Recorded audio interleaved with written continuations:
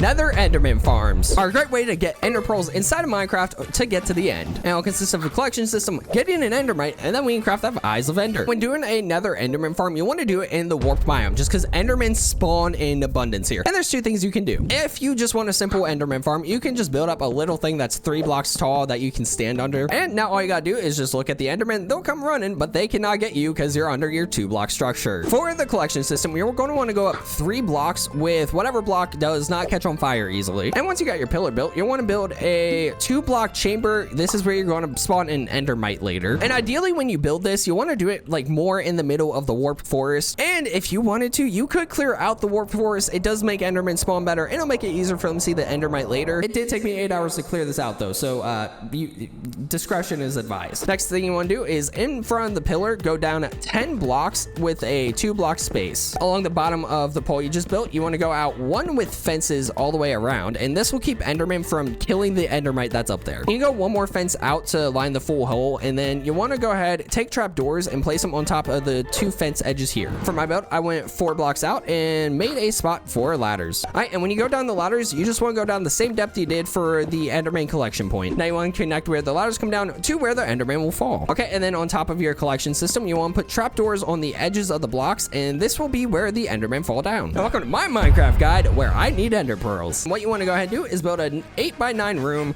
8 blocks going that way, 9 blocks going that way. It really does not matter how big this room is. Do whatever you want. For the collection system, what you want to do is place blocks on the sides of it, and then you want to do trapdoors on the front and back. The biggest thing, just making sure, is you have a 2-block space here that the enderman can't escape. And then on the bottom, go ahead and place down a large chest, regular chest, or barrel with 2 hoppers going into that. And then on top of the hoppers, place down trapdoors. Then you place trapdoors as borders on the edges. And the reason you want the trapdoors here is sometimes you have piglins, zombified piglins come down here, and you don't want them to run after you. It's also a good idea to always close these trapdoors when you come down, because piglins can climb down ladders. Now that you've built your collection system, it's time to get an endermite, which endermites spawn from ender pearls, and it can take a while. So make sure you got food, because every time you launch an ender pearl, you do get damage. And if you run out of ender pearls, you're in the warp forest anyways, so go ahead and build yourself the little platform we did earlier. We finally got an endermite, which means you want to have a ladder on the wall so you can get out quick, because they do attack you. Next thing you want to do for your endermite is name it with a name tag. Okay, and using a rail and a minecart, go ahead and collect the endermite into the minecart. It can be kind of a tedious process, and you might have to destroy the minecart a couple times. Just keep doing it until you're able to get the endermite in.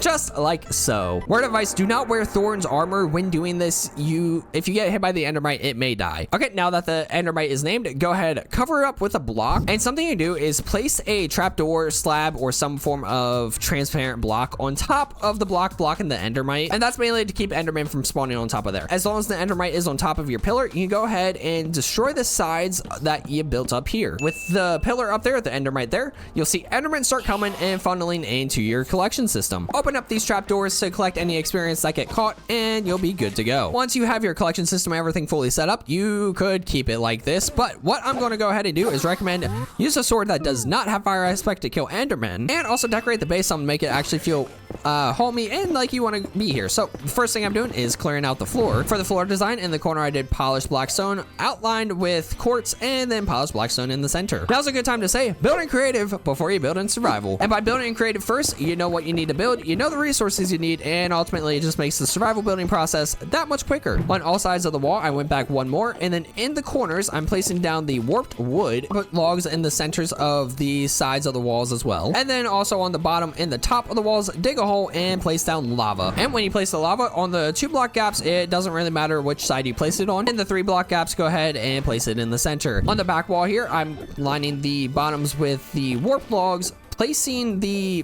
warp stairs on the top. Behind those warped logs and the stairs, I go ahead and place the lava buckets. For the ceiling, I'm going to line it with the crimson slabs. On the logs, we're going to go ahead and do nether brick on the top and the bottom. We'll do a single nether brick wall, and then in the center, nether brick fence. And then on the back wall here, I'm going to go ahead and do a design with the stairs where I alternate a upside down stair and a right side up stair, and do the same pattern on the other side, just opposite. Once you've done everything in here, your farm is fully set up. Now all you gotta do is just kill endermen and get the what ender pearls you need. Now that you have an active source of ender pearls, you can easily make eyes of ender. All you gotta do is take the blaze rods from the blaze farms we made, turn those into blaze powder, and then combine the blaze powder with the ender pearls. Once you got an eye of ender, you can go to your overworld and throw it, and it will guide you to a stronghold. As you travel along with the eye of ender, just follow the direction it's going. Be very sparingly with them, because sometimes they come back, sometimes they break. You don't want to lose all your eyes of ender. Once you've been throwing eyes of ender for a little bit, they will eventually start going down, in which they go into the ground, which means you're right above the beautiful stronghold. And what I recommend once you get to the point of the stronghold is start digging down one side and then dig down on the other. This will keep you from any mishaps with lava or anything.